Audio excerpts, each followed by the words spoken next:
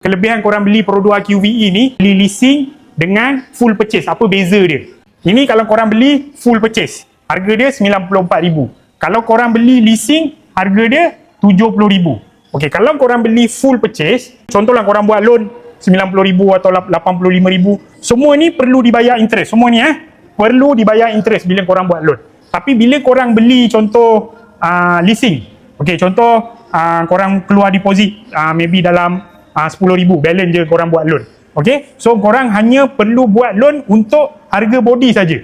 Harga bateri RM215, bayar asing tu Pro 2. Okey, yang ni bayar asing tu Pro 2, yang ni tak perlu buat loan. Yang perlu buat loan hanya harga body. Kalau korang beli full purchase, semua kena buat loan. Faham tak? So apa kelebihan dia? So kena bayar interest lebih lah. Yang ni korang bayar interest rendah. Korang bayar interest based on harga body saja.